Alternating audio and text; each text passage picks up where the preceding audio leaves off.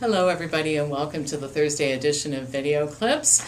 I hope you had a wonderful Labor Day weekend and holiday and did not eat anything that I wouldn't eat. Today we get announcements and video clips, unusual for a Thursday, but we didn't have it on Tuesday. So just a couple things. First of all, tomorrow is the start of the Autism Boot Camp. This is a teleconference boot camp, Friday night, Saturday afternoon, during which we're going to talk about the biological causes and effective treatments for autism. I've said this many times, I think autism and cancer have a lot in common. You have a lot of crazy people on both sides of the issue claiming outrageous things, and we need to come to the middle and follow the science. That's what I'm going to do. It's Friday night, Saturday afternoon. If you want more information, let me know, pampopper@msn.com. I'm going to audio tape it, and that'll be available for a while, and then I'm going to put it on a video platform. So those of you who participate in the boot camp will have access to all of that, and if you can't participate in the boot camp live, you'll have access to that too. So that's the next thing happening. Shortly after that, October 3rd, we start Why and How to Withdraw from Psychiatric Drugs. If you are a patient who is taking these drugs, if you are a healthcare professional, if you are a family member, friend, clergy, social worker, psychologist, psychiatrist, anybody who wants to help with this issue, this is a class you want to take. Very comprehensive, the first class of its type that has been offered through a school. And that starts October 3rd. And then it really is countdown to conference. I can't believe it, but November 10th through 12th, we are bringing the best of the best here, including Peter Gurcha, the co-founder of Cochrane Collaboration, the most independent medical research organization in the world. Dr. Peter Breggin, the psychiatrist who is our partner in the mental health business, who helped us design Why and How to Withdraw from Psychiatric Drugs. We have an all-star lineup. Dr. Richard Ablin, the cancer researcher who discovered prostate-specific antigen. He's going to pick up he was here in 2015, and he's got another lecture that he wants to discuss about cancer treatment. Dr. Janice Stanger, Dr. Ginny Stolzer, who's going to talk about ADHD. I mean, you can go online, wellnessforumhealth.com. There's a special thing, What's New. Click on the conference link. You'll see all the details. You don't want to miss this weekend. It is phenomenal. All right, so I have a couple things to discuss today, and the first one is unintended consequences. So sometimes things seem like a great idea, they just really aren't. The city of Philadelphia recently approved a tax on sweetened beverages, which was designed to raise revenue for the city, mainly to fund universal pre-kindergarten and other public health programs. Of course, part of the justification for these types of situations is always that taxing foods that aren't so good for people will result in decreased consumption. In effect, the tax is presented as a public health initiative. The problem is that the plan failed. Sales of soft drinks did drop by 55% in the city. That sounds like a good thing, but wait till you hear the rest of it. In the suburbs, sales increased by 38%, further away from the city about 5%. The same held true for other categories. Brewed coffee and tea sales dropped by 37% in Center City and 33% within the border of the city. Sales of refrigerated juice fell by 47% in the Center City and 36% in the city, within the city border, but increased by 13% just outside. This is disappointing for people who thought it was a great way to improve health. One group decreased intake of some things while another group increased.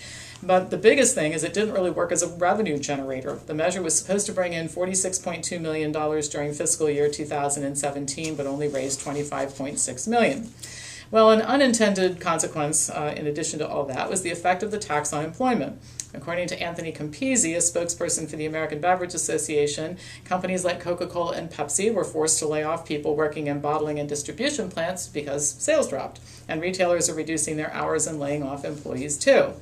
This is not the only place in which taxation and public policies designed to manipulate behavior have failed. The city of Chicago tried a similar situation, or has tried, it's implementing right now. They voted to impose a penny per ounce tax on both sugar-sweetened and artificially sweetened beverages, claiming that the tax would balance the budget and improve the health for Chicago residents. None of this has happened. Opponents of the tax have filed lawsuits. A federal agency has warned that the entire state of Illinois might lose millions of dollars of funding for food stamps. Retail store owners say that sales have dropped and they're struggling. Like Philadelphia, the tax seems to have plunged an already financially stressed city into a deeper financial hole. Not only did the tax not generate the expected increase in revenue, but tax revenue reduces payroll tax, but tax revenue from other sources, I should say, is threatened as well because lower retail retail sales can lead to layoffs, which is what happened in Philadelphia, which reduces payroll tax receipts. So all this jerry-rigging, trying to manipulate people's behavior, ends up making a bigger mess of things overall. And all of this is before you figure in the cost of the cities defending themselves against lawsuits and that sort of thing. So this is a valuable lesson for people who always think that new taxes will bring in new revenue. Sometimes the reason for the taxes is to decrease consumption. In this case, that was the result, at least in some sections of the city when we're talking about Philadelphia. But to the extent that some people argue that these beverages aren't good for health and overall lowering of intake is a good idea, decreasing intake in one area, not decreasing it in another, or even increasing it, you really don't end up changing many things. You just rearrange the same messy problem that you're trying to solve. Well, unexpected and negative results as a result of government intervention are not limited to sweetened beverages.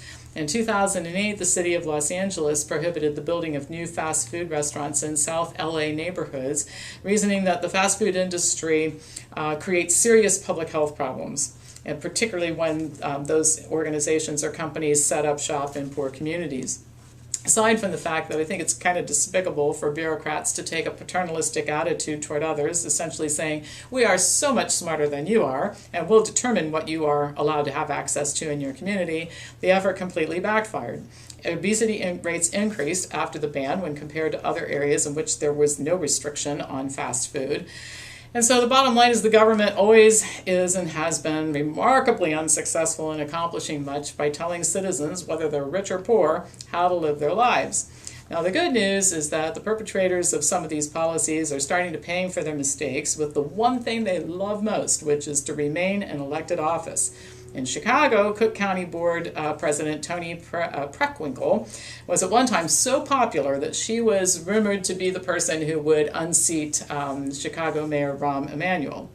Now her re-election is not assured, as political groups are spending millions of dollars to let the public know about this entire debacle with the soda tax. Getting rid of meddlesome politicians is the best way to protect ourselves against the nanny state.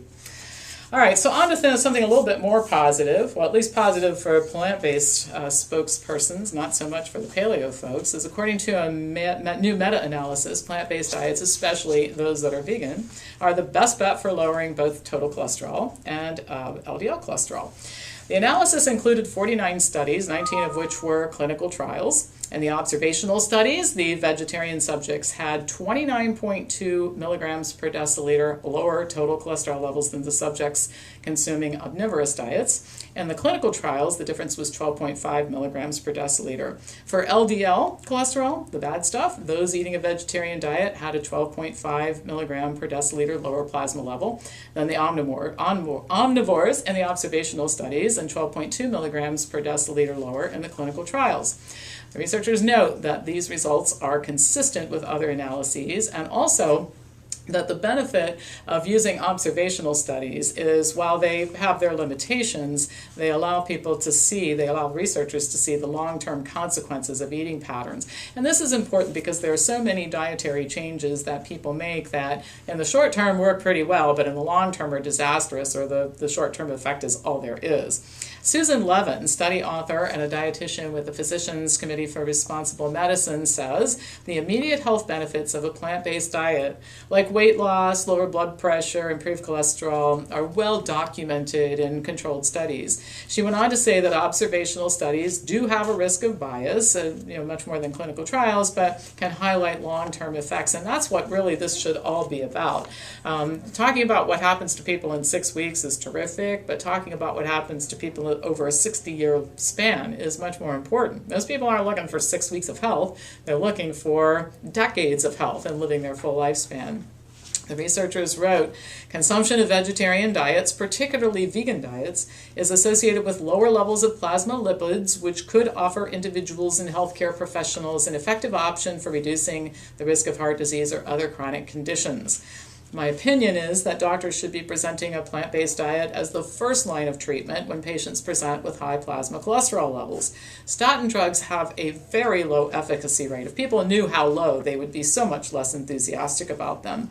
Crestor reduces the risk of cardiovascular events by only 1.2%, Lipitor 1.6%, and statins don't reduce mortality even when they're prescribed to very high-risk patients for primary prevention. Side effects are significant, with one study concluding that 100% of all people who take statins will eventually experience some loss of cognitive function. Musculoskeletal injuries, dislocations, strains, sprains, very common. Other side effects that are really serious include liver dysfunction, acute renal failure, cataracts, and esophageal cancer. Now, one of the most important or dangerous side effects, in my opinion, is an indirect one. The average person taking a statin drug increases his calorie intake by about 10%, his fat intake by 14%, and experiences an increase, not a decrease, in BMI after starting the drugs. The reason is because so many people think that statin drugs are effective. They're thinking, I'm taking the pill, I've got it covered, my levels are lower, I don't have to work so hard at diet and lifestyle change, or maybe it doesn't matter at all. So you undermine the what might be turned into an impetus to change diet and lifestyle habits to get things better. You undermine that by giving people a pill and then telling them that their problem is solved, followed by, it's genetic, this runs in your family, further sending the message that there's nothing you can do about this on your own. Not good. On the other hand, let's think about the side effects of eating a plant-based or vegan diet. They include things like weight loss, clear skin, better sleep, improvement in important markers for health, more energy. I don't know, it sounds a whole lot better than the esophageal cancer, weight gain, and all the other stuff that seems to be a side effect of statin drugs. So I vote for diet, not drugs. All right, that's all for today. As usual, pass this on to anybody who you think would enjoy watching it, and I will be back to you on Tuesday with more news.